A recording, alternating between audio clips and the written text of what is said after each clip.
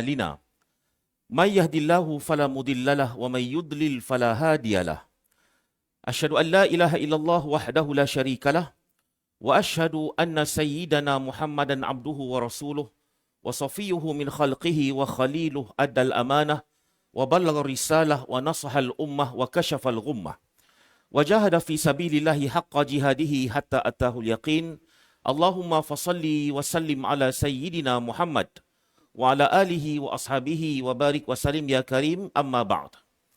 Al-Fadil yang dihormati tuan-tuan imam, tuan-tuan Bilal, para malim sarjana, para cendekiawan, seterusnya kepada ibu-ibu, ayah-ayah, sahabat-sahabat, muslimin dan muslimat, mudah-mudahan kita semua berada dalam rahmat Allah Azza wa Jal. Alhamdulillah kita bersyukur kepada Allah Azza wa Jal pada waktu yang penuh dengan barakah ini. Ini waktu pagi.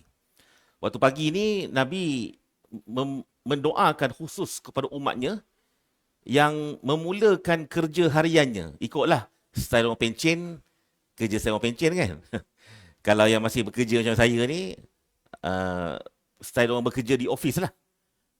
Kalau yang bekerja part time, style orang bekerja part time. Tapi dalam banyak-banyak dan dalam kepelbagaian ini, Nabi mendoakan barang siapa yang mula bekerja pada waktu pagi, maka Nabi mendoakan golongan ini. Nabi mendoakan, Allahumma barik li ummati fi bukuriha. Ya Allah, Tuhanku, engkau berkatilah akan umat aku yang dia bekerja ikut style masing-masing pada waktu bukur. Waktu bukur, waktu pagi lah. Dan waktu pagi ni dia ada macam-macam. Ada waktu pagi yang dipanggil sebagai waktu fajar. Fajar ni ialah apabila kelihatan cahaya pertama di langit timur. Itu namanya fajar. Orang Melayu panggil subuh. Orang Arab dia kalau sebut solat subuh dia tak nak faham sangat. Orang Arab dia akan faham solat fajar. Yang ni waktunya masuk apabila langit yang belah timur tu di saat malam tadi dia bergelap, tiba-tiba nampak cahaya pertama yang sifat cahaya itu melintang. Maka itu maksudnya pagi yang namanya fajar. Okay. Di sana ada juga waktu pagi yang istimewa dipanggil sebagai pagi waktu duha. Kita ni berada pada waktu duha. Yang mana waktu duha ni pun ulama' bahaskan dia punya kepelbagaian fadailnya. Dan di antara sebaik-baik masa untuk kita beribadat pada waktu duha ni adalah pada waktu yang Nabi sebut salatul awabin hina tarmudul fisal. Iaitu solat awabin. Solat awabin ni nama lain bagi solat duha. Bila yang utamanya solat duha ni ialah apabila tarmudul fisal. Tarmudul fisal ni ialah apabila tanah. Kalau dekat zaman Nabi dulu padang pasir itulah. Zaman sekarang ni mungkin padang rumput kita, laman rumah kita, tanah ni dia dah mula terasa panas dek cahaya matahari. Yakni orang Melayu sebut dulu apabila matahari itu tingginya segalah. Cahayanya dah terasa berbahang dekat tanah. Itu waktu yang terbaik dalam waktu duha. Dan alhamdulillah tuan-tuan, kita pada waktu duha hari ini Allah memilih kita untuk duduk dalam majlis ilmu. Ini merupakan sebahagian daripada taman syurga dan mudah-mudahan Allah Azza wa Jal memberkati kita semualah. Ikhlaskan niat, jangan lupa niat iktikaf. Kita berada pada Raudatul Jannah. Nama program pun Raudatul Jannah kan? Taman-taman syurga insya-Allah. Jadi tajuk yang dicadangkan kepada saya apabila pihak pengurusan approach mendekati saya ialah tajuk berkaitan dengan sejarah ataupun tajuk berkaitan dengan Timur Tengah lah. Apatah lagi sekarang kita tahu ni tengah musim panas musim peperangan ni. Musim berperang. Jadi untuk itu saya bercadang untuk berkongsi dengan ibu-ibu, ayah-ayah semua berkaitan dengan kalaulah kita tengok balik apa sebab yang berlakunya peperangan dekat Asia Barat ni. Yang sekarang ni membabitkan Amerika Syarikat, Israel dengan Iran dan negara-negara sekutunya. Apakah ada faktor utama yang menyebabkan peperangan ni berlaku? Kalau kita selidik, dia akan kembali kepada apa? Dia akan kembali kepada satu keping tanah. Yang mana dekat tanah itulah terletaknya satu bangunan yang istimewa. Dikenali bangunan itu sebagai bangunan Al-Masjidil Aqsa. Ni peperangan ni sebenarnya kalau kita tilik balik, kita buat cerita kenapa dia berlaku. Kembali dia akan kembali kepada Masjidil Aqsa. Yang mana alhamdulillah tuan-tuan, Masjidil Aqsa ni baru-baru ni kalau tuan-tuan perasan daripada pertengahan Ramadan Masjidil Aqsa telah pun ditutup oleh rejim Zionis selama 40 hari. Kita tak tahu berita ni. Pasal kita disibukkan dengan apa? Hujung Ramadan, tuan-tuan, kita disibukkan dengan apa? Raya mengejut. Bila raya Ustaz? Jumaat ke Sabtu? Jumaat ke Sabtu? Sedangkan kawan-kawan kita dekat tebing barat di Palestin sana menangis. Kerana apa? Kerana tak dapat masuk dalam Masjidil Aqsa. Ini bukan ditutup untuk orang luar. Orang tempatan pun tak boleh nak masuk. Al-Aqsa ditutup serapat-rapatnya oleh tentera Zionis. Maka Alhamdulillah minggu lepas, setelah mana berlakunya peperangan di antara US dengan Iran ni kan, dan ibu ayah pun mungkin perasan yang ada sekali tu, mereka berhenti perang sekejap. Kononnya sedang buat rundingan di Pakistan. Masa rundingan di Pakistan itulah Alhamdulillah, tentera rejim Zionis ni telah pun menarik balik sekatan solat dalam Al-Aqsa dan pintu pagar Al-Aqsa telah pun dibuka buat kali pertama dalam tempoh masa dalam sejarah ni tuan-tuan. Ini tempoh masa paling lama Al-Aqsa ditutup selama 40 hari. Pasal tu apabila pintu Al-Aqsa dibuka tuan-tuan, orang-orang tua, ibu-ibu, wanita dan sebagainya masuk dalam Al-Aqsa dalam keadaan mereka ni menangis-nangis, hiba. Kita tengok video tu pun kita rasa hiba. Saya tak sempat nak masukkan video tu dekat saya punya PowerPoint saya ni. Tapi kita tengok pun rasa sedih. Sedih tuan-tuan bila kita tengok Al-Aqsa ni yang dahulunya sentiasa adalah orang, dia tak ramai tapi sentiasa ada orang. Tapi 40 hari dibiarkan kosong. Lepas tu bila kita tengok dekat dataran kubah emas, Kubatul Sakhrah, nanti kita akan tengok nak mengenali Al-Aqsa ni kan. Kita sedih apabila tengok rumput-rumput dekat celah batu tu. Kan dia orang nanti letak batu, lantai tu batu kan, letak satu bongkah. Ni rumput-rumput dekat celah-celah batu tu telah pun naik tinggi. Tak pernah saya tengok pemandangan Al-Aqsa ni jadi semak macam tu. Sedih kita tengok. Jadi tuan-tuan, inilah dia sebab. Kalau kita nak kembalikan apa sebab berlakunya ketegangan yang menyebabkan ramai sangat orang nak menguasai Palestin ni, ialah dengan sebab sekeping tanah tadi yang mana ada di atasnya akan Al-Masjidil Aqsa. Maka dengan sebab itu tuan-tuan, pada slot kali ini saya bercadang nak memperkenalkan kepada tuan-tuan dan puan-puan hak mana satukah bangunan Al-Masjidil Aqsa yang sebenarnya. Sebelum tu nak tanya, ada tak di antara ibu-ibu dan anak ayah yang pernah pergi ke sana? Ada tak? Alhamdulillah ada, seorang dua, ada 2-3 orang yang pernah pergi ke sana. Kita kelab yang samalah. Saya pun Alhamdulillah saya pernah pergi ke sana tahun 2019. Kebanyakan gambar dalam video nanti, dalam slide nanti adalah gambar saya, video saya.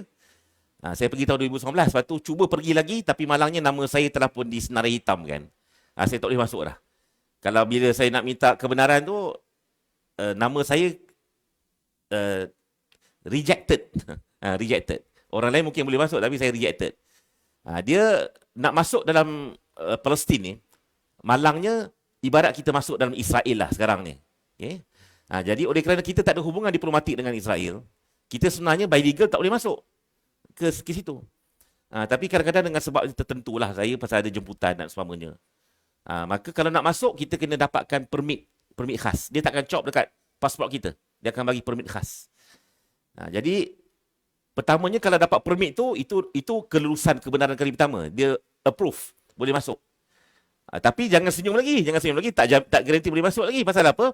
Pasal bila kita nak pergi ke border, nak pergi ke sempadan tu, immigration sempadan tu, dekat sana dia check lagi tuan-tuan.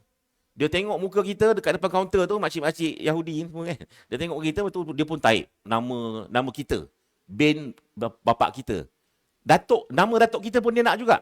Ni 3 nama ni dia nak check setiap seorang ni ada tak terlibat dalam kegiatan-kegiatan yang bagi mereka salah. Okey, jadi itu yang berlaku 2 kali. Tak semestinya kalau dapat permit boleh masuk. Berapa ramai kawan kita yang dapat permit senyum dah. Tapi tersungkur di pintu sempadan. Terpaksa balik semula ke Jordan dan seumpamanya. Okey.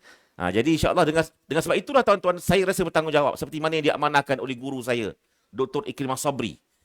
Sekarang ni khatib Imam Masjid Al-Aqsa, diamanahkan oleh saya, tolong ceritakan kepada rakyat Malaysia mengenai di manakah sebenarnya bangunan Al-Aqsa yang sebenarnya, kerana ini adalah merupakan sebahagian daripada akidah kita.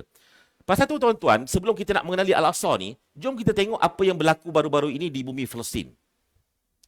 Kalau kita tengok balik, ini adalah merupakan di antara pelekat-pelekat yang diletakkan dekat baju tentera Zionis ni, yang diamanahkan untuk menyerang genting Gaza. Ini gambar yang Nabi pada tahun 2024. Kalau ibu-ibu dan ayah-ayah boleh tengok, ni gambar logo ni. Nampak gambar logo ni? Ini logo apa ni? Ini sebenarnya adalah peta. Ini peta. Kan mereka sekarang ni ada satu negara haram, namanya negara haram Israel. Tapi adakah ini bentuk negara Israel? Ini bukan. Sebenarnya ini bentuk negara apa ni? Inilah dia apa yang mereka dakwa sebagai Israel yang sebenar. Kita sebut sebagai Israel Raya. The Greater Israel. Yang mana kalau ikut akidah mereka, inilah di tempat yang mereka perlu kuasai. Yakni daripada dua sungai. Daripada sungai Nil yang berada di mana? Di Mesir, sungai Nil. Sampailah ke sungai mana? Sampai ke sungai Furat. Euphrates. Euphrates ini dalam bahasa Arab, sungai Furat. Euphrates and Tigris. Tigris ni sungai Dajlah. Tempat belajarnya imam besar masjid negeri kita ni, dia belajar kat Iraq dulu. Jadi inilah dia tuan-tuan, the greater Israel yang mereka nak jajah ni. Jadi setakat ini tuan-tuan, mereka berjaya menjajah kawasan ini saja yang mereka kenali sebagai Israel. Yang hanya kita boleh kata lebih kurang berapa persen ni, mungkin lebih kurang 10% saja. Yang lain-lain ni, Syria, Iraq, Iran berada di sebelah sana. Iran berada di sebelah sana. Jordan di sini. Kemudian di sini, ini adalah bukan sebahagian daripada Arab Saudi.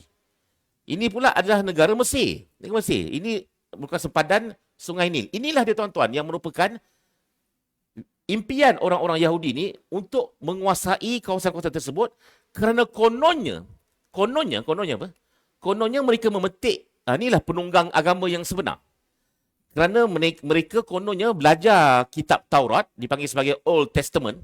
Kitab Taurat ni, Torah, turut dikenali sebagai kitab Perjanjian Lama, Old Testament. Yang mana dalam tu dia ada satu surah. Dia Taurat ni asalnya wahyu Allah. Macam Quran jugalah. Dia pun ada surah juga. Kalau dia tengok dalam surah ataupun chapter Genesis. Genesis ni ialah surah mengenai kejadian alam. Kejadian alam ya. Ayat yang ke-18.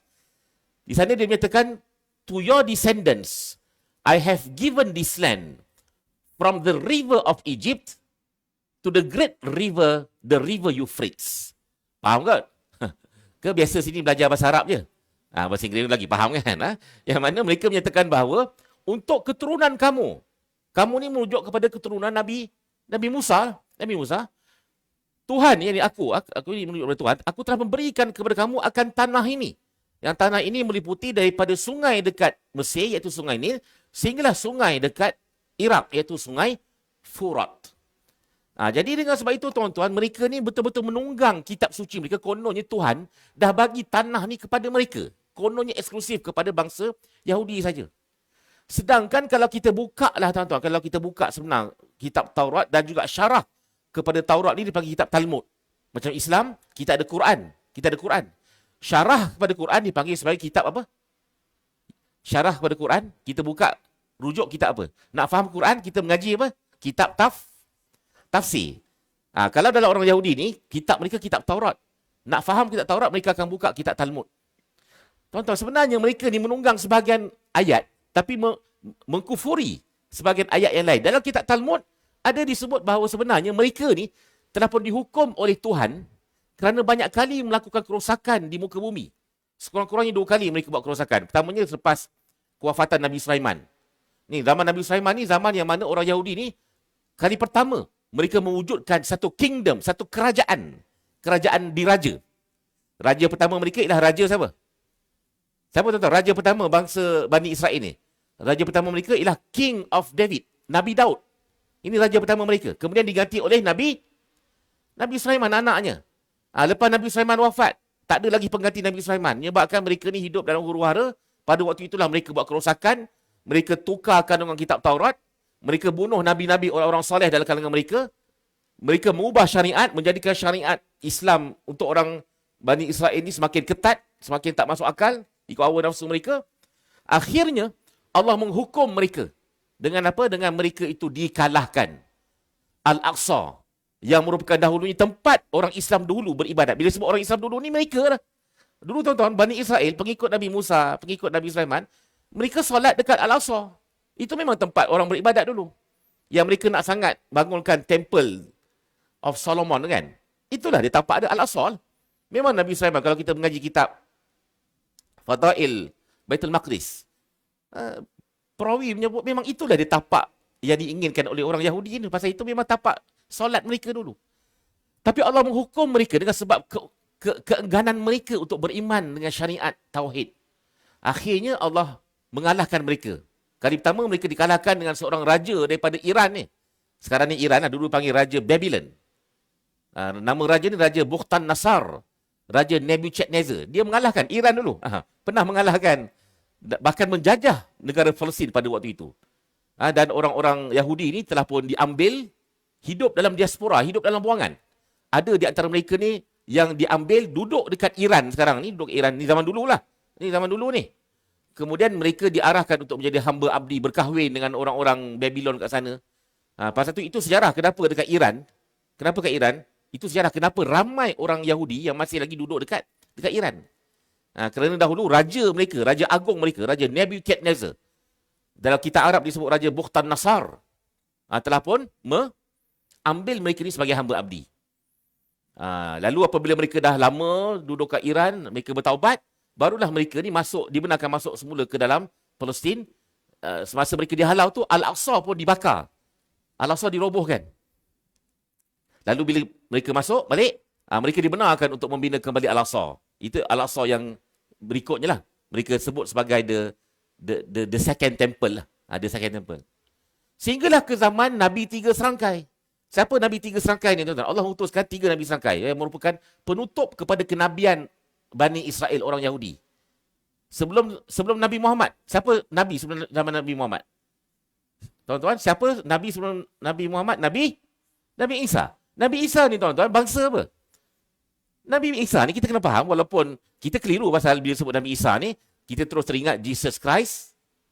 Jesus Christ ni adalah agama apa? Agama Kristian. Tapi tuan-tuan kena ingat Jesus Christ. Jesus Christ ni terjemahan bahasa Inggeris. Jesus ni maksudnya Isa. Christ maksudnya Al-Masih. Tak ada masalah pun. Kita sebut peace be upon him. Sallallahu alaihi wasallam. Alaihi salatu wasallam.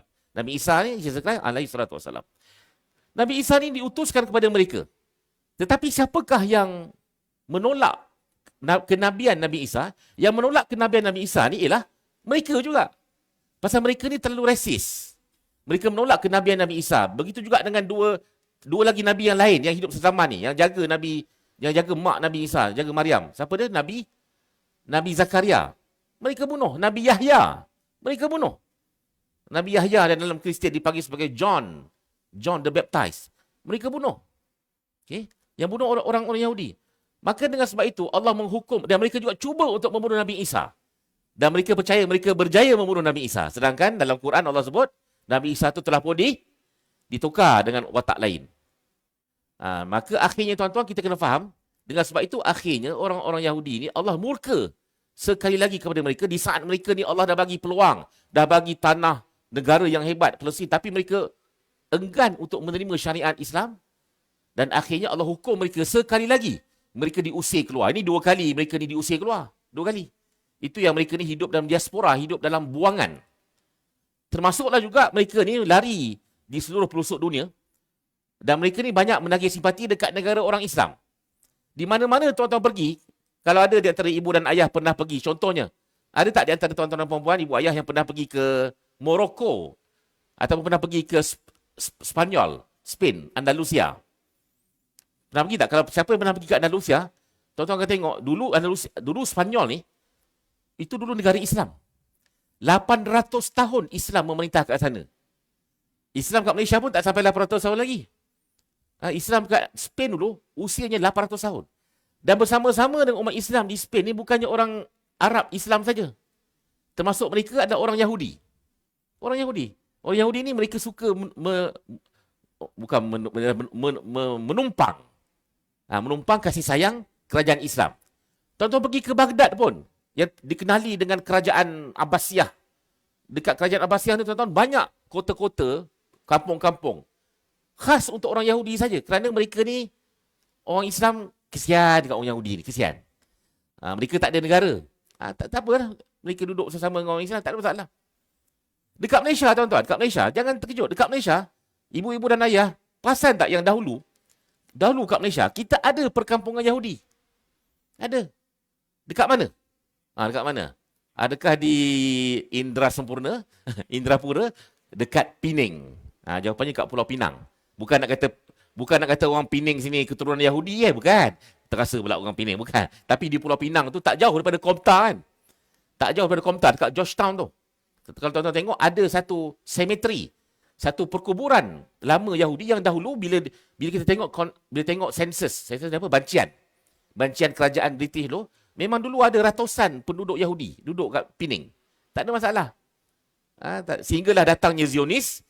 Zionis dia angkut kapal seluruh dunia, angkut orang Yahudi dengan janji kononnya, ikut aku nak bagi kau tanah dekat Palestin, tanah tu tanah milik orang Arab. Itu sebab kenapa tak ada orang Yahudi kat Malaysia sekarang ni. Yang adanya harga Yahudi saja. Harga Yahudi. Kalau mahal, orang kita sebut harga Yahudi. Kesian dia, tak pasal-pasal. Sinonim dengan harga barang mahal. Okay? Maka tuan-tuan, itu asal kita kena faham. Maka dengan sebab itu, apa saja konflik yang berlaku dekat negara Arab, kat Asia Barat sekarang ni, tuan-tuan, sebenarnya bagi saya, dia kembali kepada persoalan perebutan pemilikan terhadap Al-Masjidil Aqsa ni. Jadi jom tuan-tuan kita tengok nak ke dalam Al-Aqsa, jom. Ni saya share tuan-tuan. Ini kali pertama saya menjejakkan kaki saya ke dalam Old City of Jerusalem. Ini pintu masuk, lorong-lorong kecil nak masuk menuju ke dalam Al-Aqsa untuk solat Isyak. Saya sampai lepas maghrib nak solat Isyak kali tu. Saya bawa jemaah, tapi pada waktu ini pasal jemaah letih, saya jalan seorang-seorang dulu. Inilah dia tuan-tuan, lorong-lorong yang membawa ke dalam kompleks Al-Masjidil Aqsa. Ni adalah merupakan kedai-kedai, rumah-rumah anak-anak orang Arab Muslim. Cuma di ujung nanti tuan-tuan tengok, di ujung tu ada 2 orang tentera Zionis memegang senjata automatik. Tu 2 orang, saya terpaksa letak full ke bawah. Dia orang memang orang sana tentera, bukan sekat tentera, polis, tapi orang awam mereka pun dibenarkan untuk apa? Dibenarkan untuk bawa senjata automatik ni. Bagi mereka boleh bawa, dan mereka kalau rasa diancam mereka tembak je. Itu yang berlaku sekarang ni. Yang sudah jarang didendang dalam berita-berita antarabangsa pasal kita ni sibuk dengan perang US dan Iran. Tapi hakikat tuan-tuan sekarang ni dekat ni orang panggil kawasan Tebing Barat. Dekat kawasan Baitul Maqdis ni, serangan tentera rejim Zionis ke atas perkampungan orang Arab semakin meningkat. Bukan mereka menyerang individu saja, tapi rumah-rumah. Sekarang ni tuan-tuan, apa yang berlaku ialah banyak rumah-rumah orang Arab ni, orang Arab Palestin ni, kadang-kadang dengan sebab yang remeh. Kononnya apa? Kononnya rumah ni dibiarkan kosong. Kadang-kadang tak ada orang seminggu. Itu je, hujannya tak ada orang seminggu. Tak nampak kelibat orang dalam rumah tu. Padahal mungkin ada makcik duduk dalam tu. Tapi mereka akan menggunakan saluran mahkamah. Mereka akan kata bahawa bangunan ini tidak berfungsi, maka kuasa penjajah dibenarkan untuk mengambil alih tanah tersebut. Bagi mereka, dulu semua main senjata. Sekarang ni mereka bertempur dengan mahkamah. Satu persatu ni, geran tanah orang Arab ni diambil. Kononnya secara legal. Dengan sebab-sebab remeh tadi. Tak ada rumah, tak bayar cukai dan seumpamanya lah. Okey. Maka dengan sebab itu tuan-tuan, inilah dia kawasan yang mana Allah sebut dalam Al-Quran secara khusus dalam suratul Isra ayat pertama. Allah berfirman, Subhanalladzi asra bi'amdihi lailan. Maha suci Allah yang memperjalankan hambanya, yakni Nabi Muhammad, pada perjalanan malam. Daripada mana? Daripada Masjidil Haram yang terletak di Makkah ilal Masjidil Aqsa yang menuju ke Al-Aqsa yang terletak di bumi Palestin, allazi barakna haulahu linuriyahu min ayatina, yang kami berkati jalan di sekelilingnya untuk kami melihatkan akan tanda-tanda kebesaran kami. Innahu huwas samiul basir, sesungguhnya Allah Azza wa Jalla Tuhan yang Maha mendengar lagi Maha mengetahui. Tuan-tuan, inilah dia pintu masuk ke dalam Al-Aqsa. Al-Aqsa ni kalau kita nak faham, perjalanan Nabi ni daripada Mekah. Nabi ni kalau semasa Isra' daripada Mekah nak menuju ke Al-Aqsa ni jaraknya lebih kurang 1,200 km. 1,200 km. Ataupun kalau nak faham mudah lah, kita ni kalau daripada Kuantan, kalau ada kapal terbang, kalau ada helikopter, ada tahu-tahu yang ada kat sini datang kuliah pun naik helikopter, jimat minyak ke apa. Okey. Kalau naik helikopter ni sampai ke Vietnam ni. Itu jarak Isra' dulu. Daripada Mekah menuju ke Al-Aqsa. Jaraknya ibarat daripada Kuantan, straight line, pergi ke Vietnam. Okey, jadi itulah dia tuan-tuan jarak perjalanan Isra' ni. Ini pula tuan-tuan adalah merupakan video apabila dah melepasi sekatan ataupun pagar Al-Aqsa. Pagar Masjid Al-Aqsa ni tuan-tuan. Kalau tuan-tuan masuk, tuan-tuan tadi masuk pagar kita kan? Masuk pagar Masjid Negeri ni. Tuan-tuan ada tak tengok siapa yang berjaga dekat pintu masuk tu? Hakikatnya ada, security jaga, security. Rela kadang-kadang kalau sibuk, masjid akan bayar rela untuk jaga parking dan semuanya. Tapi zaman di Al-Aqsa tuan-tuan, hari ini yang jaga pintu masuk nak masuk dalam Al-Aqsa ni sedihnya adalah tentera Zionis. Polis-polis Zionis. Mereka yang berkawal kat pintu masuk Al-Aqsa. Kononnya satu sudut bagus iaitu mereka nak memastikan yang masuk dalam Al-Aqsa ni hanya orang Islam saja. Kerana orang bukan Islam, dia tak boleh masuk. Dia boleh masuk pada waktu tertentu saja. Iaitu pada waktu pagi. Lebih kurang pukul 9 sampai pukul 11 pagi. Ini waktu yang non-Muslim dibenarkan masuk. Kononnya on paper. Pasal apa? Pasal kita dah sebut tadi. Dalam agama Yahudi, dalam ajaran rabbinical. Rabbinical ni ajaran Tok Syekh mereka. Memang tertulis dekat setiap pintu masuk Al-Aqsa ni ditulis bahawa orang Yahudi diharamkan daripada masuk sehinggalah keluarnya Mesiah. Mesiah ni Imam Mahdi versi mereka. Bagi ajaran Yahudi sebenarnya orang Yahudi tak boleh masuk sehinggalah Imam Mahdi mereka keluar. Tapi baru-baru ni tuan-tuan, bila mana Masjid Al-Aqsa dah dibuka lepas 40 hari ditutup kan. Antara yang masuk menceroboh dalam tu adalah menteri perang dia tu. Menteri perang yang cerupa. Dia masuk ke tangga Qubatus Sakhra dan saja buat provokasi, cuba untuk buat sedikit ritual kat situ. Termasuklah juga seorang ketua rabai. Ketua rabai ni ketua Tok Syekh dia lah, yang cuba untuk mendirikan ritual ibadat mereka berampiran dengan Qubatus Sakhra, Masjid Kubah Emas ni. Inilah tuan-tuan, Al-Aqsa. Kali pertama saya masuk, terus saja menuju ke Masjid Kubah Emas ni. Ini dipanggil sebagai Dome of the Rock. Okey. Jadi tuan-tuan, oleh kerana ceritanya panjang, jadi saya nak ringkaskan cerita saya sekejap. Saya lagi setengah jam. Slide banyak lagi ni sebenarnya. Jadi saya nak tunjuk benda yang penting saja. Semua penting belaka. Tapi benda yang bagi saya lebih perlu diutamakan untuk dikongsi. Sekejap saya nak cari dulu. Kat mana slide ni? Okey, tak apalah tuan-tuan, saya ceritalah sikit pasal kebetulan video ni dekat sini. Okey. Tuan-tuan, semasa Nabi diisrakan ke Al-Aqsa, Nabi diberikan satu haiwan tunggangan namanya Al-Buraq. Buraq ni laju. Dan buraq ni tuan-tuan, dia sifatnya meronta-ronta. Pasal buraq ni dah lama orang tak naik dia. Macam kuda lah. Kuda ni bila dah lama orang tak naik dia, dia akan jadi liar. Jadi masa mula-mula Nabi naik buraq ni, buraq tu mula-mula dia beronta-ronta. Sehinggalah Jibril marah kat buraq tu. Jibril kata apa? Wahai buraq, kenapa kau meronta-ronta ni? Kau tak malu. Sedangkan orang yang nak tunggang kau ni adalah orang yang sama yang pernah menunggang engkau sebelum daripada ini. Yang ini sebelum daripada itu, buraq pernah ditunggang oleh Nabi-Nabi sebelum daripada Nabi Muhammad SAW. Maka Nabi pun naik buraq sampai ke Al-Aqsa. Nabi tambat buraq ni kat satu tempat. Tempat itulah dipercayai sekarang ni, tempat yang saya pergi ni.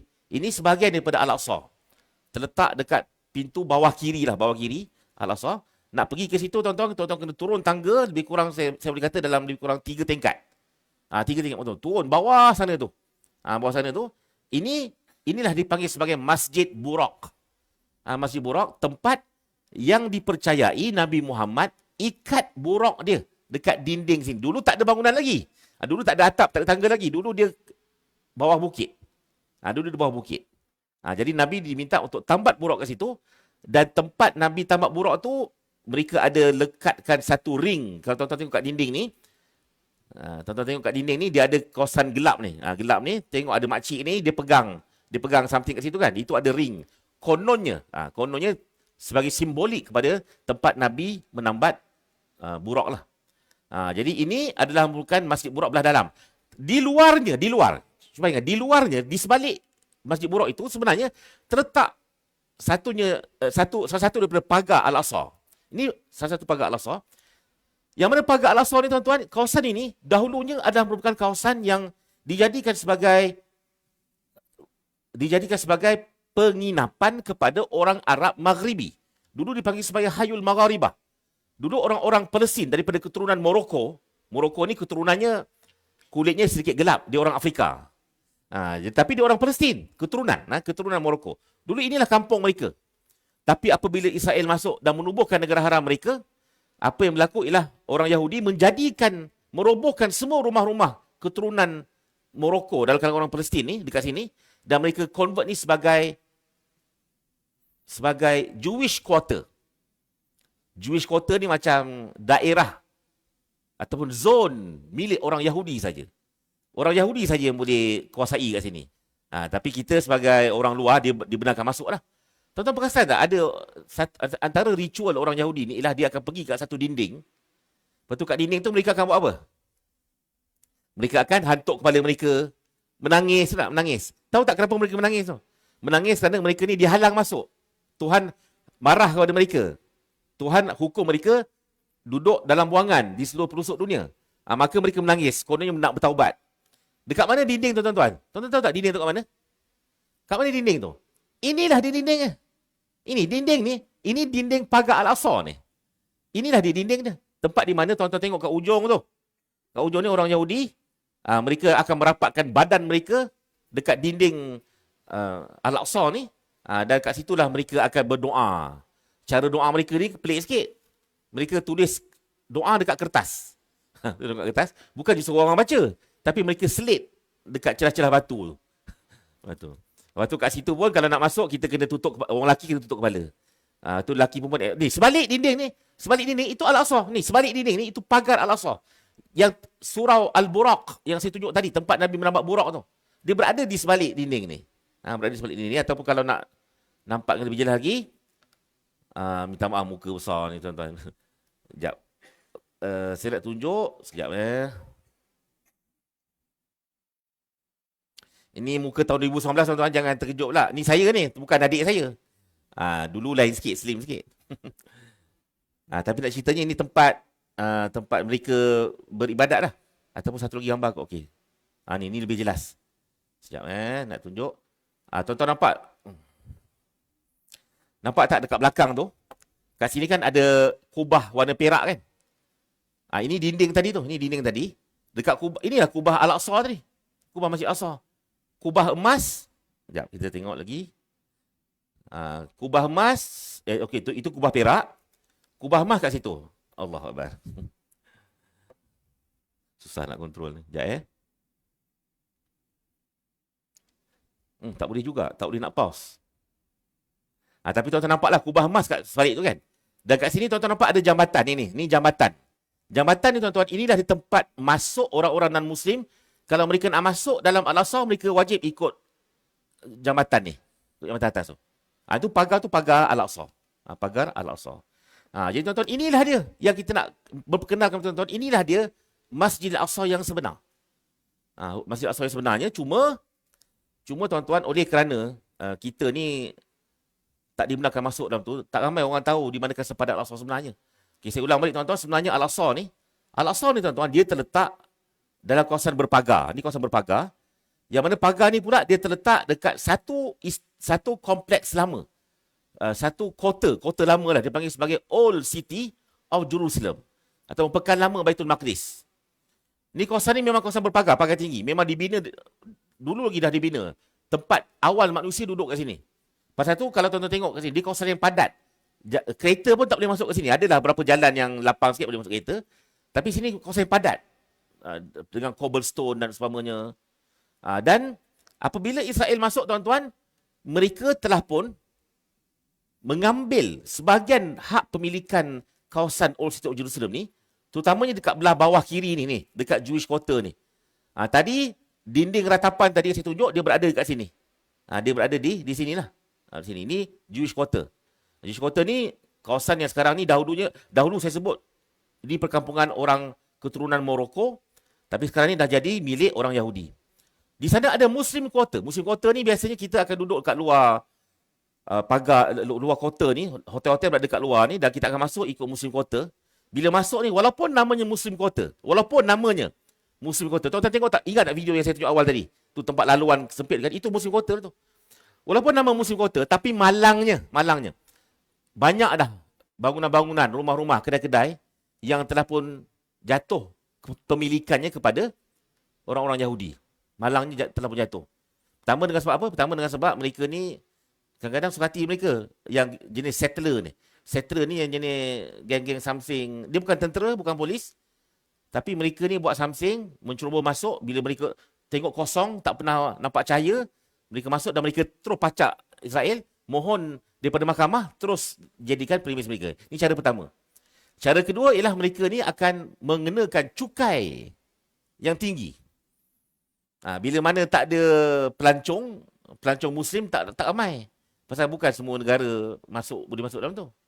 Lepas tu beli barang pula sikit, tak beli barang, jadi menyebabkan mereka rugi.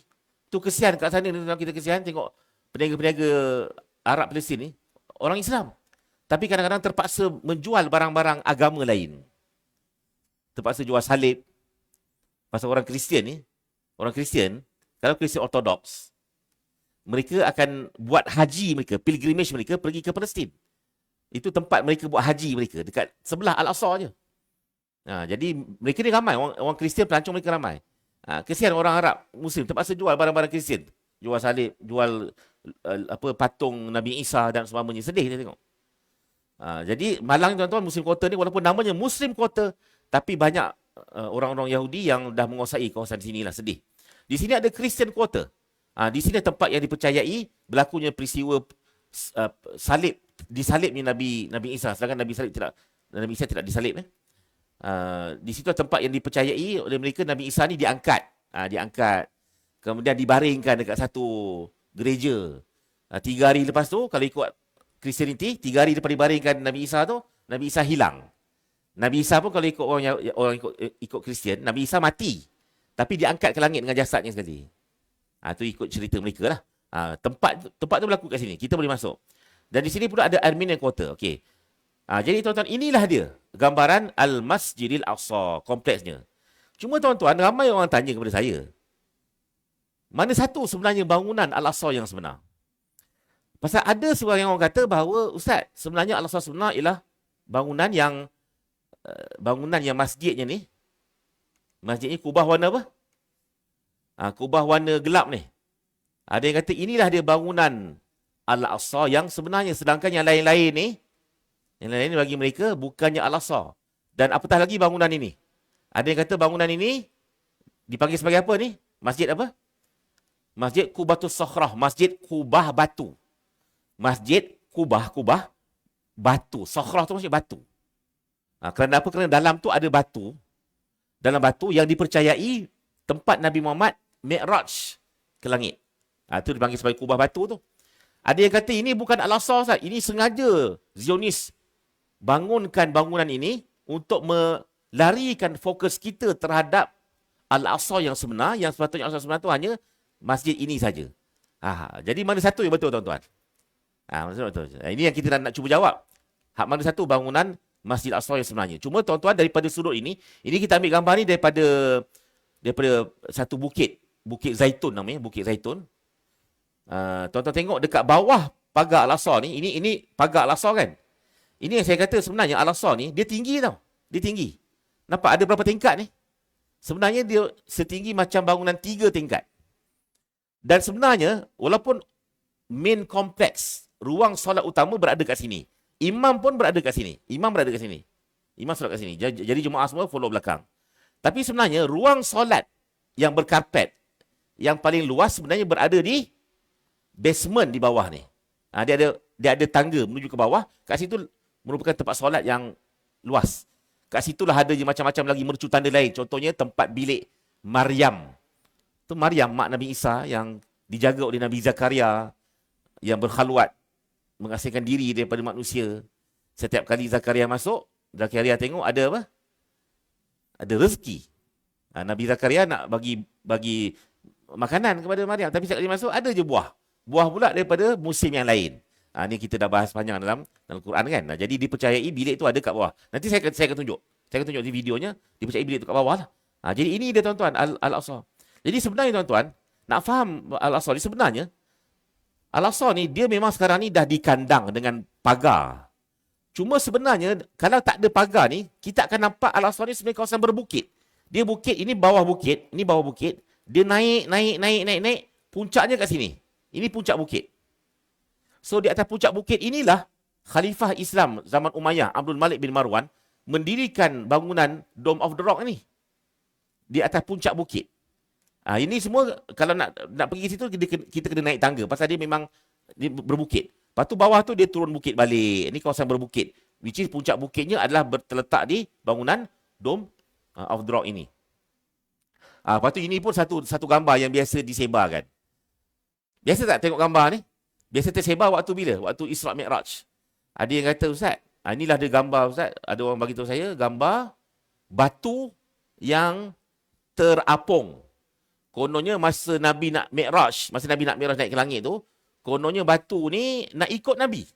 Pasal Jibril dia kata kepada Nabi Muhammad, naiklah kau. I'rij ni naiklah kau, naik ke atas. Pergerakannya ke atas, bukan macam kapal terbang. Kapal terbang dia slowly naik macam ni. Tapi kalau Mi'raj Nabi ni dia naik ke atas. Naik ke atas. Jadi bila dengar arahan dan Nabi naik ke atas bukan naik burak. Burak ni dekat darat saja. Nabi naik ke atas dengan tangga khas. Dengan tangga yang khas. Dengan sulam. Dengan tangga yang khas. Yang mana apabila Nabi naik ke atas ni, pada waktu itu dah tentu Nabi berada di tempat yang paling tinggi. Dan tempat paling tinggi pada waktu itu ialah puncak bukit lah. Puncak bukit di mana terletaknya bangunan Dome of the Rock ini. So kat puncak bukit tu memang ada batu. Lalu bila mana Jibril bagi tahu, I'rij, naiklah engkau, wahai Muhammad. Batu tu pun ingat arahan tu termasuk untuk dia. Batu tu ingat arahan tu untuk dia. Maka batu tu pun ikut terbang. Ikut terbang. Ceritanya, jangan percaya dulu. Jangan percaya dulu, dengar sampai habis dulu. Ceritanya batu tu pun ikut Nabi Muhammad naik ke atas. Tapi rupa-rupa tuan-tuan, disambung cerita lagi, Nabi Muhammad bila tengok batu tu pun terus ikut dia, Nabi Muhammad pun kata apa? Berhenti. Stop. So akhirnya batu tu dia lurus bendul, dia pun ikut je arahan Nabi, stop, tak turun-turun. Faham tak? Stop, berhenti, tak turun-turun. Jangan percaya, ni cerita tak betul. Jangan percaya. Takut ada, hebatnya cerita ni, hebatnya subhanallah, masya Allah. Ni cerita tak betul. Cerita ni cerita palsu, tak betul. Gambar-gambar ni semua tuan-tuan, gambar-gambar lama ni gambar Photoshop. Ni sebelum ada AI lagi Ustaz. Ini gambar masa saya mengaji sebelum tahun 2000 lagi. Ni gambar Photoshop lah. Gambar Photoshop saya kumpul. Sekarang ni lagi lah macam-macam gambar. Gambar ni batu ni pun tak ada tuan-tuan.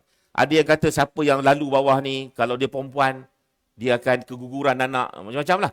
Riwayat-riwayat tambahan ni, itu semua tipu belaka, tak ada. Tapi ada tak batu terapung tu? Nanti saya akan tunjuk. Batu tu kelihatan terapung ada.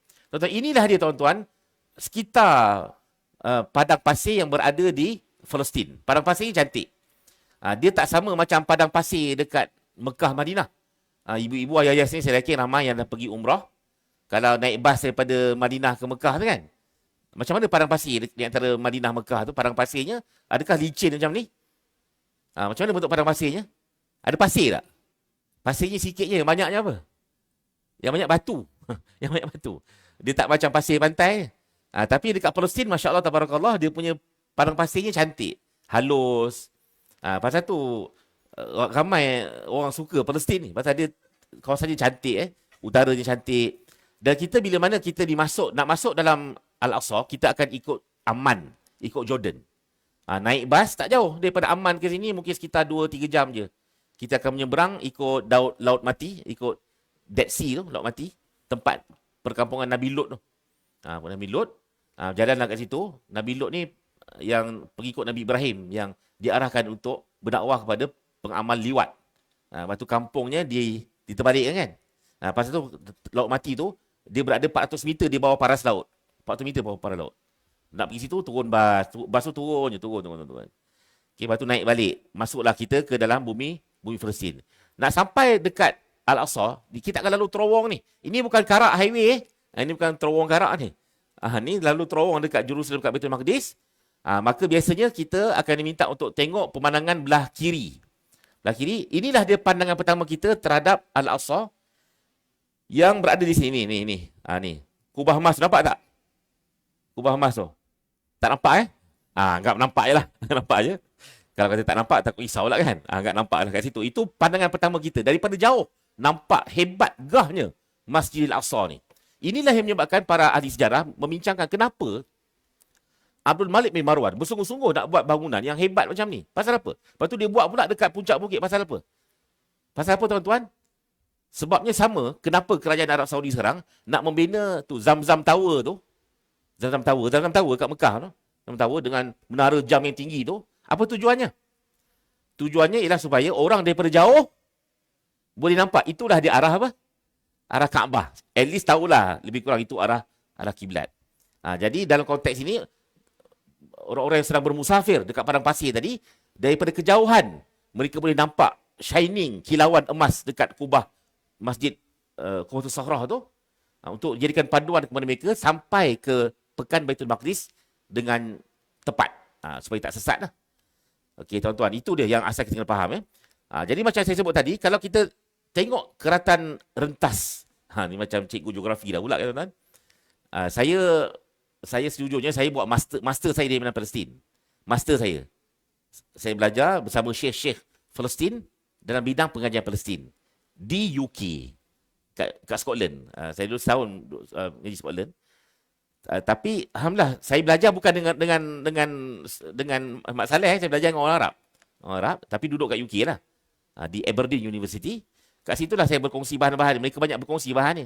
Itu dia cerita kat saya bahawa sebenarnya inilah keratan topografi Al-Aqsa ni. Dia terletak dekat kawasan yang berbukit. Yang mana tengah-tengah itulah puncak bukit yang adanya dom of the Rock ni.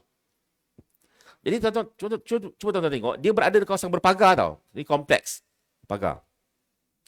Cuma pagarnya dia setiap panjangnya berbeza. Dia bukannya segi empat sama, bukan segi empat tepat. Kalau kita buat masjid ni, contoh kita buat masjid ni, arkitek buat masjid ni, hujung sana mesti 90 degree, betul tak? Tepat 90 degree, 90 darjah, tepat. Tapi kat situ dia tak tepat.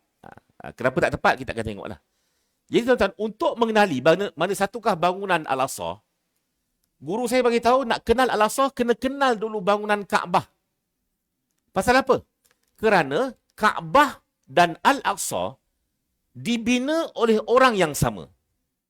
Dalam hadis Abu Zar kan, Abu Zar pernah bertanya kepada Nabi, "Ya Rasulullah, apakah dia masjid pertama yang didirikan kat muka bumi ini?" Maka Nabi menjawab, "Masjidil Haram." Kaabah tu, itu binaan pertama, rumah ibadat pertama didirikan. Summa ayyu, kemudian lepas tu masjid apa yang didirikan? Masjid kedua, Nabi beritahu, Masjidil Aqsa. 40 tahun, jarak pembinaannya 40 tahun. Jadi 40 tahun ni zaman dulu sekejap sangat kan? Tak macam 40 tahun zaman sekarang. Dah tentu dibina oleh Nabi yang sama. Jadi tuan-tuan, Kaabah dan Al-Aqsa, kena faham, dibina oleh orang yang sama. Siapa di antara ibu-ibu dan ayah-ayah tahu siapakah yang membina Kaabah? Ni musim orang sibuk nak pergi haji kan? Ni ada nak pergi haji ni? Ada nak pergi haji? Siapakah dia mudah-mudahan dapat haji mabrur? Siapakah yang membina bangunan Kaabah? Orang akan kata Nabi Ibrahim, betul tak? Nabi Ibrahim. Pasal itu kisah yang masyhur. Tapi tuan-tuan ingat, memang betul Nabi Ibrahim bersama-sama dengan Hajar dan Ismail, Allah hantar mereka ni membangunkan kota Mekah yang pada waktu itu kering kontang, tak ada tanaman, tak ada orang duduk situ. Tapi kita kena faham bahawa dahulu Kaabah zaman Nabi Ibrahim ni ialah kawasan yang ditinggalkan lama. Yang dahulunya ada perkampungan, tapi dengan sebab banjir zaman Nabi Nuh tu, dia dah tak ada dah. Jadi tuan-tuan dan puan-puan, itulah yang menyebabkan apa? Yang menyebabkan Nabi Ibrahim ni membangunkan kembali Kaabah di atas tapak yang asal. Faham kan? Nabi Ibrahim bukan orang pertama yang membina Kaabah. Yang membina Kaabah, ceritanya panjang, tapi kita rekalkan cerita, yang membina Kaabah sebenarnya adalah Nabi Adam alaihi salatu wassalam. Ataupun tepat lagi sebenarnya malaikat sebelum bumi ni dihuni oleh keturunan Adam. Bumi ni sebelum ni dah ada orang lain, makhluk lain yang duduk dah. Kaabah tu dah ada dah. Cuma Nabi Adam bila diturunkan, Nabi Adam dia bangunkan balik Kaabah tersebut. Jadi ini Kaabah, bangunan pertama yang didirikan. Cuma tuan-tuan, bila kita sebut Kaabah ni, mana satu bangunan Kaabah yang sebenar? Yang pastinya bangunan yang dibalut dengan kain kiswah hitam ni, ini memang Kaabah lah. Adakah ini saja Kaabah? Adakah ini hajah-hajah? Adakah ini saja Kaabah? Atau Kaabah tu lebih daripada ini lagi?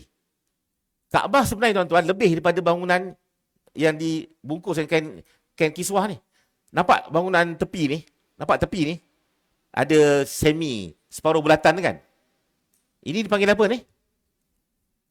Ini dipanggil apa? Hijir Ismail. Ataupun dipanggil dalam hadis disebut Al-Hatim. Ini sebenarnya tuan-tuan adalah sebahagian daripada Dia sebahagian daripada Kaabah. Pasal tu nanti hajah bila nak buat tawaf nanti, jangan fikir, aku ni kalau boleh nak tawaf lagi dekat dengan Kaabah, lagi dekat perjalanan, lagi kurang letih kita kan. Ada yang panjang angka tuan-tuan, dia pun nak tawaf. Dia tawaf, sampai dekat sini, sampai kat sini, dia pun nak ikut shortcut. Dia masuk dalam hijir, kononnya shortcut. Sah ke tak sah pusingan tawaf tu?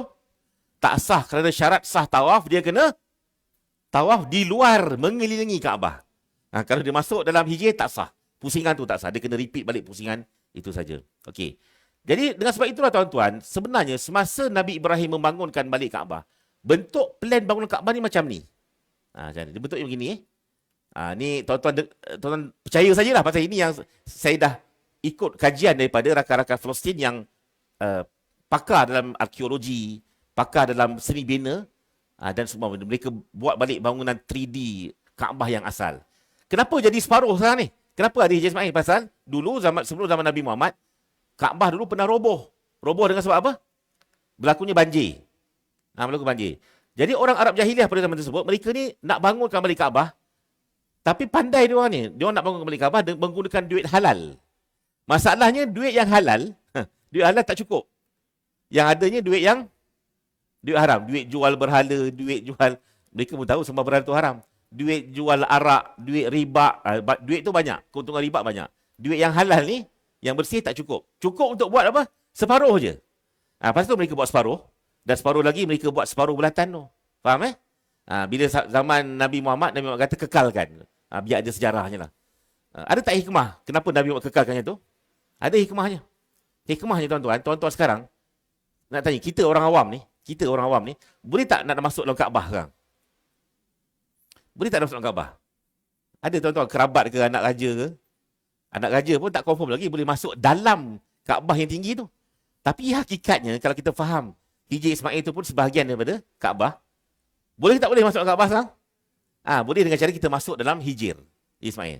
Dia kalau jemaah wanita lebih berpeluang untuk dapat solat dalam tu. Pasal orang perempuan nak tawaf dekat tempat tawaf tu dia boleh pakai biasa kan. Lepas tu sekarang pun dah ada sistem beratur, sistem queue. Sistem queue boleh masuk semayang jap dia keluar lah. Dulu zaman saya buat haji tu tahun 2000 daripada Mesir. Zaman saya buat dulu Zam-Zam ni, telaga Zam-Zam tu kita boleh tengok lagi ada dekat tempat tawaf tu, dia ada tangga ke bawah. Saya ingat lagi, tangga ke bawah boleh tengok perigi Zam-Zam tu. Dulu setakat nak cium Hajar Aswad, tolak orang sikit insya-Allah dapat lah. Dapat. Kalau setakat multazam dengan multazam pintu Kaabah tu dengan Hijir Ismail pun mudah sangat lah dulu kalau orang muda kan. Sekarang ni tuan-tuan tak dah, tak daya dah. Tapi mudah-mudahan dapatlah siapa tuan-tuan dan puan-puan solat dalam Hijir Ismail. Jadi tuan-tuan, atas ni adalah 3D model Kaabah. Sementara bawah ni pula tuan-tuan, bawah ni ceritanya panjang tapi saya ringkaskan. Bawah ni tuan-tuan, bawah ni adalah pagar Masjidil Aqsa semasa Nabi Muhammad diisrakan ke situ. Ni pagar. Pagar tu dah roboh. Ingat tak kenapa roboh? Ingat tak kenapa pagar Al-Aqsa ni roboh? Ingat tak cerita saya sebut tadi kisah Nabi Isa? Kan orang Yahudi dia menolak kenabian Nabi Isa kan? Orang Yahudi menolak nubuwah Nabi Isa. Mereka berkomplot dengan orang Rom untuk membunuh, mensalib Nabi Isa. Tapi Nabi Isa diselamatkan. Dan orang Yahudi ni yang dulu berkomplot dengan orang Rom, akhirnya orang Rom pun tak suka kat mereka. Orang Rom menjatuhkan hukuman kepada orang Yahudi ni, halau keluar. Kau diusir keluar. Itu orang duduk di diaspora tu. Dan yang keduanya, tapak Al-Aqsa tu dirobohkan. Itu semasa Nabi Muhammad diisrakan, tapak Al-Aqsa tu roboh. Dalam kitab disebut dijadikan sebagai tapak Mizbalah. Dulu masa Nabi Muhammad Isra, tapak ni tapak pembuangan sampah. Disebut dalam kitab. Macam mana Nabi Muhammad solat bersama dengan roh para Nabi, para Rasul, itu perkara gaib. Tapi disebut dalam kitab, ini tapak yang kosong. Lalu bila dia buat kajian arkeologi, di penjuru ni, inilah dia bentuk pagar Al-Aqsa dulu. Dia berada kawasan berbukit, puncak itulah Dome of the Rock. Cuba ibu-ibu dan ayah tengok gambar ni betul-betul. Ada tak persamaan di antara gambar atas dengan gambar bawah? Lebih kurang sama kan? Kenapa agak yang lebih kurang sama? Kerana yang pertamanya, siapa yang membinanya? Membinanya adalah orang yang sama, iaitu Nabi, mungkin kemungkinan besar Nabi Adam. So macam tuan-tuan beli rumah lah, beli rumah kan. Kalau kontraktornya, pemajunya Pasdek. Pasdek contohnya. Pergi mana-mana pun rumah Pasdek ni dah tahu macam mana identitinya, rosak kat mana. Low quality kat mana, kena repair kat mana, dah tahu kan. Contoh. Contoh. Jangan saman saya pula Pak Sedek. Okay. Itu contoh. Dan pemaju-pemaju yang lain lah. Alright. So memang ada persamaan tuan-tuan. Memang ada persamaan. Pasal tu, bila kita tengok sebenarnya Kaabah dan Al-Aqsa ni, oleh kerana dibina oleh orang yang sama. Dan yang mengilhamkannya pun adalah Tuhan yang sama, Allah. Allah yang memberikan ilham kepada Nabi Adam untuk membina kedua-dua bangunan ini. Cuma Kaabah ni kecil sikit lah. Kaabah ni kecil. Al-Aqsa ni, dia lagi besar. Lagi besar lah. Cuma sudutnya sama. Bentuk tu sama. Bentuk persegi ni sama. Dia bukan segi empat tepat. Bukan segi empat sama. Dia sudutnya berbeza. Sudutnya berbeza. Dan lebih menarik lagi tuan-tuan. Satu fakta lagi menarik. Iaitulah. Al-Aqsa ni. Semasa dibina. 40 tahun lepas Nabi Adam membina Kaabah. Nabi Adam membina Al-Aqsa. Dalam keadaan betul-betul. Arah dindingnya menghadap ke arah Kaabah. Dulu tuan-tuan ada tak kompas? Ada tak satellite? Ada tak total station? Ada tak navigator, satellite navigator? Tak ada tu, tak ada. Tak ada. Waze ke apa ke Google Map pun tak ada. Tapi Allah memberikan ilham kepada Nabi Adam membina Al-Aqsa ni betul-betul menghadap ke arah Kaabah. Jadi tuan-tuan, inilah dia tuan-tuan sebahagian daripada benda yang kita kena faham. Jadi sekali lagi tuan-tuan, kalau saya tanya soalan yang sama pada awal tadi, hak mana satukah bangunan Masjidil Aqsa yang sebenarnya? Maka jawapannya apa?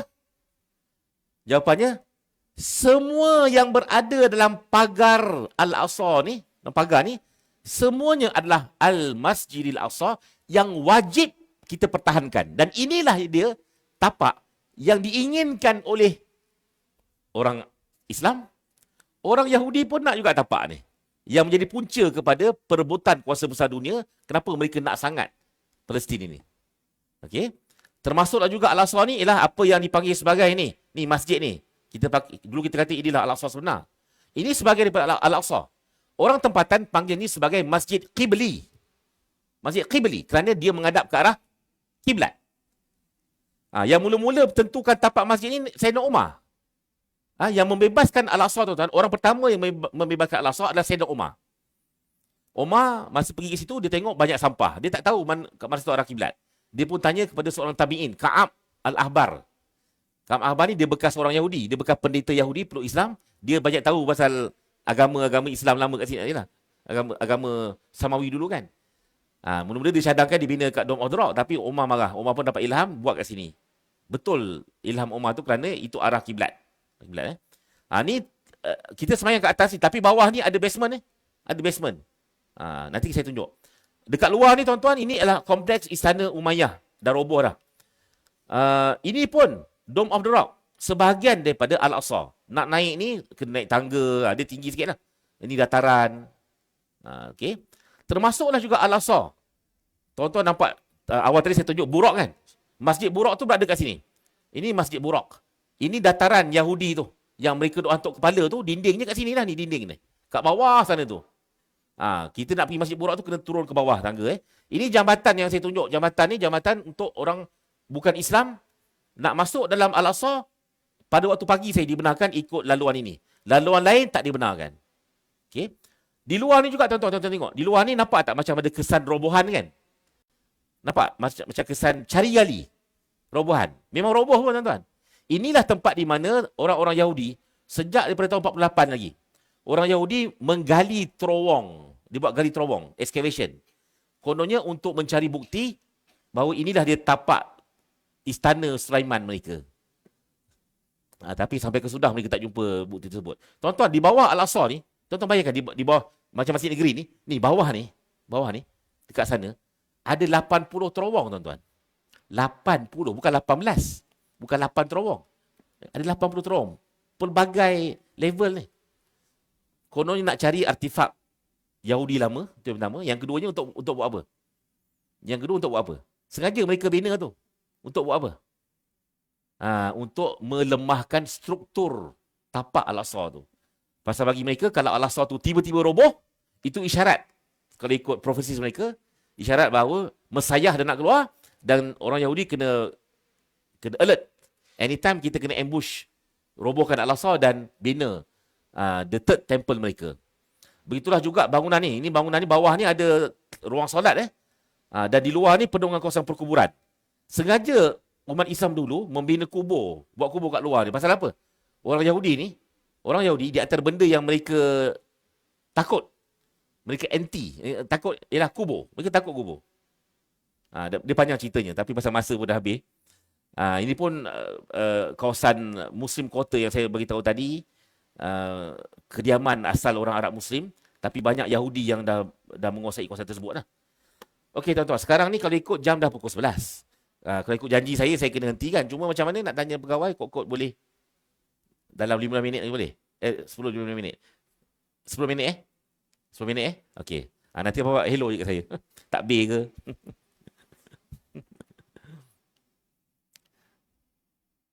Saya gambar batu. Ada. Saya nak pergi pantas ke situ. Pasal saya baru setting saya punya laptop saya ni. Jadi saya tak boleh nak jump ke slide. Tak apa, okey. Saya buat macam ni lah. Nak tengok batu tadi tu kan? Boleh.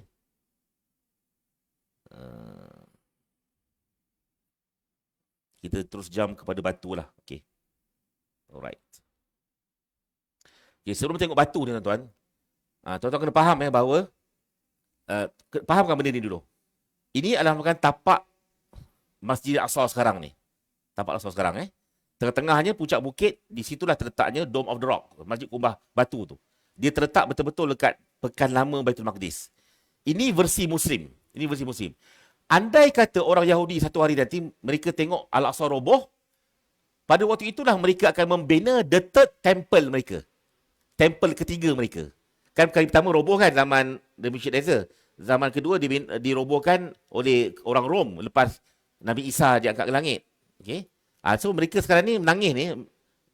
Mereka ni terlalu ekstrim sekarang ni pasal nak bina yang ketiga dah ni. The third temple.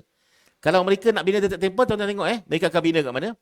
Mereka akan bina betul-betul temple tu akan dibina di tapak Dome of the Rock. Tuan-tuan nampak tak dari animation tadi? Orang Yahudi nanti tengok-tengok ni, mereka akan bina temple mereka, the holiest of the holy. Tapak paling suci dalam temple mereka tu akan dibina betul-betul kat tapak Dome of the Rock. Pasal tu tuan-tuan, kita kena sebut di sini bahawa Dome of the Rock adalah sebahagian daripada Al-Aqsa yang wajib kita pertahankan. Jangan kita duk main tertipu dengan agenda luar yang kononnya menyatakan Yahudi sengaja alih fokus kita membentangkan Al-Aqsa sebenar. Sebenarnya Dome of the Rock ni bukan Al-Aqsa. Tuan-tuan, Dome of the Rock sebahagian daripada Al-Aqsa. Bahkan orang Yahudi dalam banyak-banyak tapak Al-Aqsa ni tuan-tuan, tapak yang paling dia nak adalah Dome of the Rock. Itu tapak paling suci dalam agama mereka. Pasal tu dalam penyelesaian konflik antara Islam dengan Yahudi zaman sekarang ni, kalau daripada sudut politik, kita bersetuju dengan two state solution, dengan penyelesaian dua negara. Kita setuju. Tapi ada sebahagian yang dia extend, kalau negara pun boleh jadi dua negara, masjid ni pun dia nak belah dua juga. Oh tu bahaya. Pasal apa? Bila mereka dapat tapak Dome of the Rock tu, semakin bongkak lah mereka ni. Jadi jangan ada pula kata kita redha lah 50-50. Kita kan macam sepupu je. Macam orang Yahudi ni dia keturunan Nabi Ibrahim. Orang Arab Nabi Ismail keturunan Nabi Ibrahim juga. Sepupu kan? Sepupu. Tu bahaya. Jangan kena kerentong lagi tuan-tuan. Jadi orang Yahudi inilah tapak yang mereka inginkan dan mereka nak buat dekat tempat mereka kat situ. Mereka percaya kat situlah dia anak Nabi Ibrahim disembelih. Diarahkan oleh Allah untuk disembelih. Siapa nama anak Nabi Ibrahim yang Allah perintahkan untuk disembelih? Kalau ikut Quran, Nabi Ismail. Tapi kalau ikut Yahudi, bukan Ismail, tapi Ishak. Ishak. Tu. Di mana dia disembelih? Kalau Ismail, siapa yang pergi dekat Mina tu, pergi kat Mina, kat Masyair, nanti Mutawi akan tunjuk tu, kat bukit tu ada tanda tempat Nabi Ismail dah dibaringkan, sedia untuk disembelih. Tapi dalam agama Yahudi, tempat Nabi Ishak disembelih dekat tapak Dome of the Rock ni. Kat sini. Di sini dah tapak yang mereka simpan dulu. Dipanggil tabut. Dalam Quran ada tabut. Tabut ni peti suci orang Yahudi. Peti yang penuh keberkatan. Dalam peti tu ada kitab Taurat asal, ada tongkat Nabi Musa. Setiap kali mereka berperang, bawa peti tu mereka akan menang. Dalam cerita Mak Saleh, cerita Hollywood ni, apa? the covenant of the ark. Ke the ark of the covenant. The ark of the covenant. Siapa cikgu Inggeris tahu dah. The ark of covenant.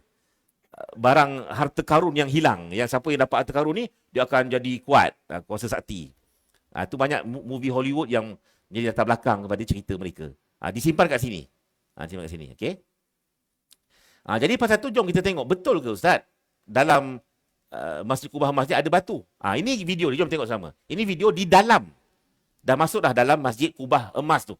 Masjid Kubah Batu. Cantik tak tuan-tuan? Tengok ceiling dia. Tengok dinding dia. Tengok tiang dia. Masya Allah, tabarakallah. Kalau orang tanya saya, apakah masjid paling cantik? Apakah masjid paling cantik? Saya akan jawab, masjid paling cantik adalah Masjid Kubah Emas. Bagi saya tak ada masjid yang boleh menarik kecantikan Masjid Kubah Emas. Cukup cantik. Cukup cantik. Dia punya mozaik susunannya begitu halus. Mula dibina zaman Umayyah lagi. Tapi diperbarui. Sehinggalah ke zaman Osmaniyah. Yang sekarang yang jaga ni adalah kerajaan Jordan. Yang jaga masjid ni adalah kerajaan Jordan. Jadi ditambah lagi lah. Cantik. Memang amat cantik. Jadi ini ruang dalam dia. Cuma tuan-tuan perasan tak dekat ruang dalam ni? Ruang dalam ni. Ni ramai ni pasal hari Jumaat. Hari Jumaat. Dekat situ ada satu tangga pergi ke bawah. Kubah emas tu kat sini. Ini kubah emas. Ini kubah emas daripada dalam lah. Ada tangga ke bawah. Rupa-rupanya tuan-tuan dekat tengah-tengah ni ada gua. Dekat tengah-tengah tu, bayangkan kat ruang masjid tu, ada tangga ke bawah, ada gua dekat bawah tu. Ada gua. Dan bila mana kita nak turun tangga gua tu, dah tentu atas ni ada apa? Ada batu. Inilah batu ni tuan-tuan tengok sini. Kalau tuan-tuan ni saya kat tangga ni, nak pergi ke bawah. Kalau tuan-tuan tengok, batu ni lah yang nampak macam terapung.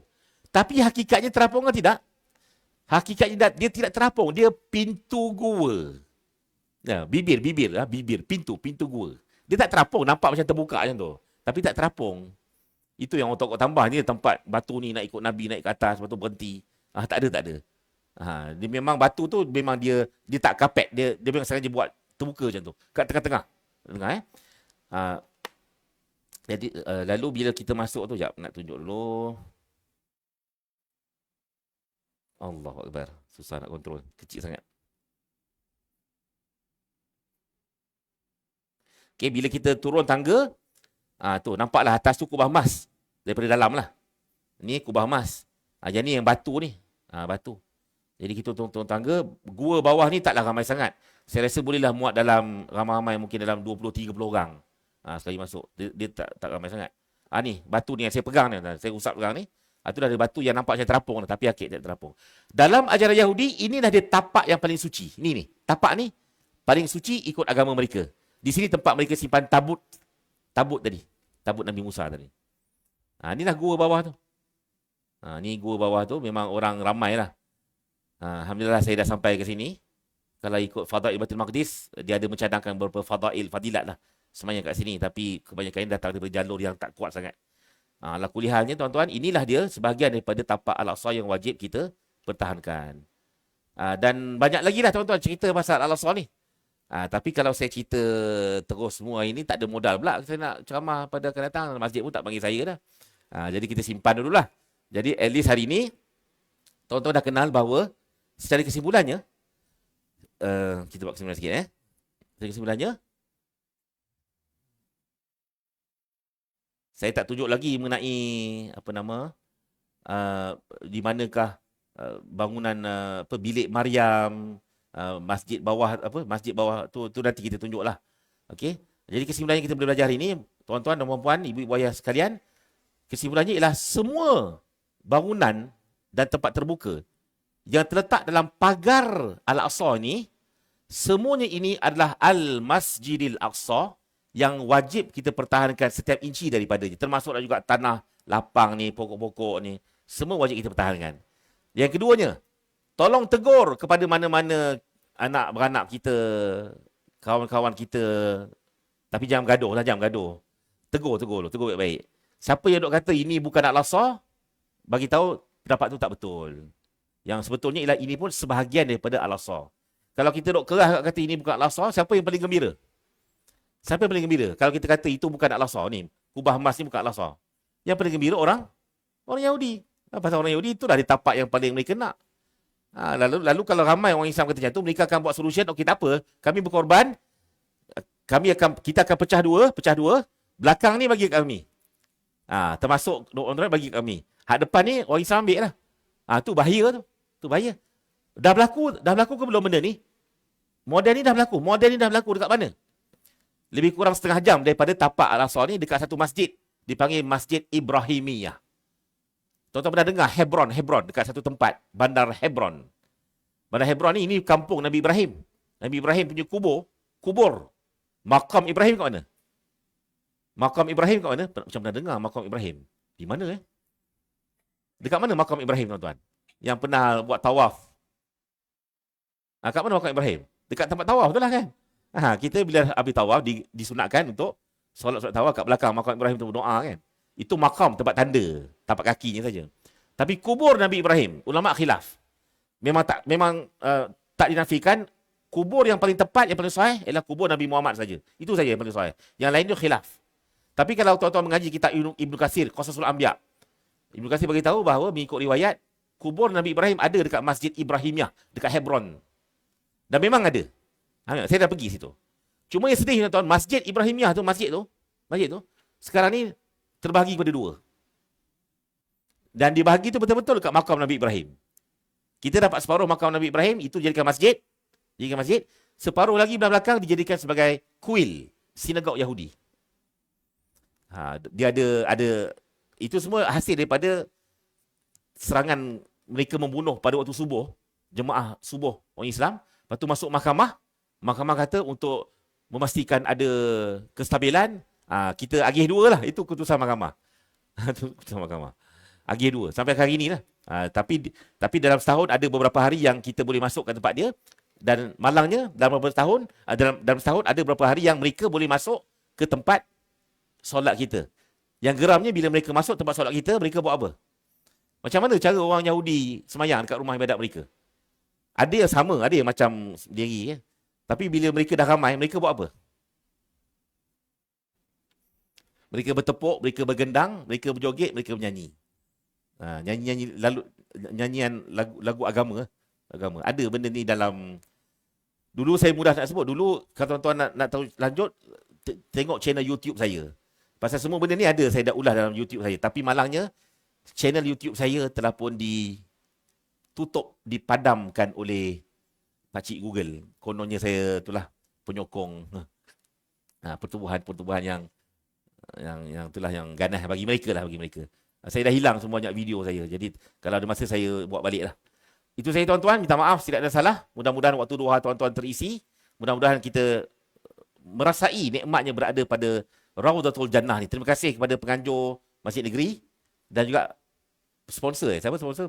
Bank, salah sebut bank, salah ni. Bank Rakyat dengan PKZ. PKZ yang menajalah majlis ilmu kita pada pagi ini. Saya minta maaf tidak ada salah. Aku nama tasma'un. Wa astaghfirullahaladzim li walakum. Assalamualaikum warahmatullahi wabarakatuh. InsyaAllah kita jumpa lagi dalam kuliah akan datang. Allahu'alam.